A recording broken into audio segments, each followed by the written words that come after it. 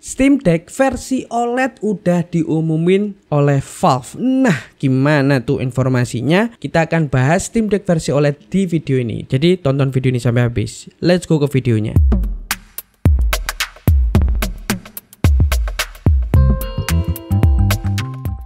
Oke teman-teman, selamat datang kembali di Isoku Tech dan kali ini kita ada di segmen Tech News. Oke, kali ini kita akan membahas, di video ini akan kita bahas Steam Deck. Jadi kayaknya Valve ini ingin menirukan gayanya Nintendo, dimana Nintendo Switch itu kan ada yang Nintendo Switch versi biasa, ada yang Nintendo Switch versi OLED. Nah, ini kayaknya ingin ditirukan nih, gayanya Nintendo ini ditirukan oleh Valve. Dia ingin mengeluarkan Steam Deck yang biasa dengan Steam Deck yang versi OLED. Bedanya apa sih?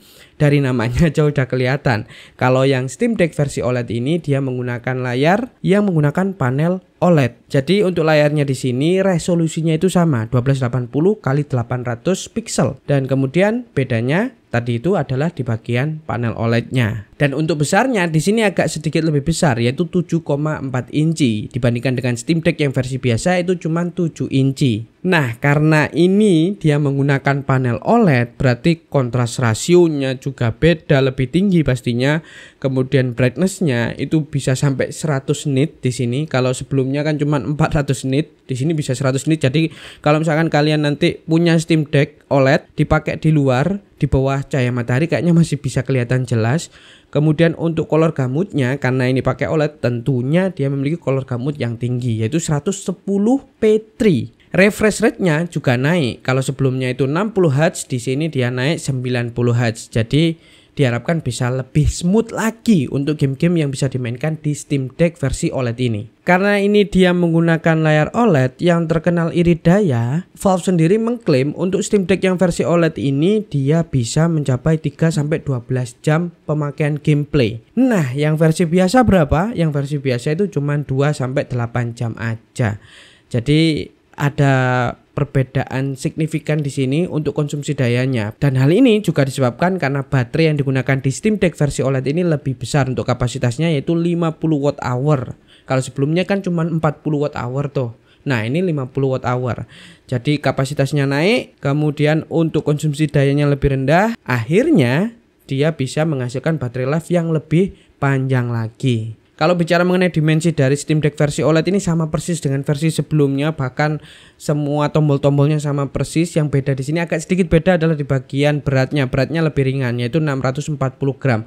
Kalau untuk yang sebelumnya kan 669 gram. Ya turun-turun dikit lah, lebih ringan yang versi OLED ini. Nah, balik lagi kenapa konsumsi dayanya itu lebih rendah? Karena prosesor yang dipakai di sini ternyata juga ada perubahan, teman-teman. Ya, meskipun di sini masih menggunakan arsitektur Zen 2 yang masih menggunakan AMD dan jumlah core-nya sama, yaitu 4 core 8 thread dengan frekuensi yang juga sama, yaitu 2,4 sampai 3,5 GHz. Ternyata teknologi fabrikasinya beda. Kalau Steam Deck yang versi standar itu 7 nanometer, yang ini itu menggunakan prosesor atau EPU yang menggunakan teknologi fabrikasi 6 nanometer. Jadi ya jelas di sini akan lebih hemat daya dan kemungkinan bisa menaikkan performa dari Steam Deck versi OLED ini sendiri. Ya mudah-mudahan seperti itu. Rilis sebuah device baru, kalau misalkan nggak ada perubahan di performanya, cuma tampilan aja, ya kan agak sedikit sedikit mengecewakan lah bagi kita para pembeli. Bukan begitu kan?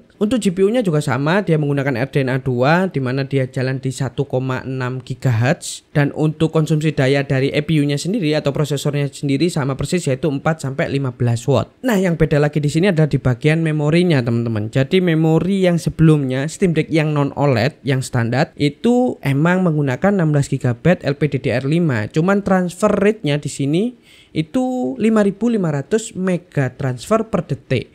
Kalau yang versi OLED ini dia mencapai 6.400 mega transfer per detik. Jadi untuk memorinya sendiri meskipun kapasitasnya sama yaitu 16 GB, jenisnya sama LPDDR5, tapi memiliki transfer yang lebih tinggi.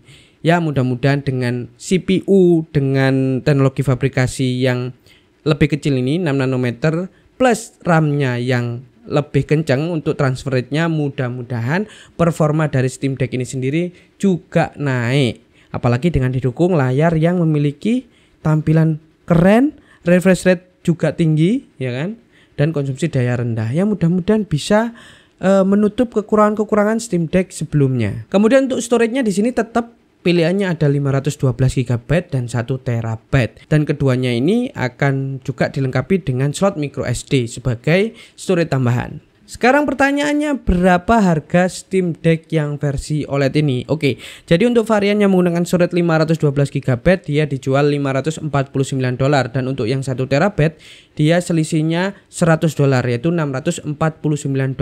Dan teman-teman bisa langsung pesen Steam Deck versi OLED ini di tanggal 16 November langsung di Valve-nya ya. Jadi itu tadi adalah perbedaan antara Steam Deck OLED dan Steam Deck yang versi standar. Gimana menurut kalian update dari Steam Deck yang versi OLED ini? Apakah perlu ada varian yang versi OLED ini atau enggak? Coba tulis pendapat kalian di kolom komentar. Dan terima kasih udah menonton video sejauh ini. Jangan lupa seperti biasa like, comment, share, dan subscribe teman-teman Ishoku Tech agar teman-teman nggak ketinggalan lagi informasi terbaru seperti ini.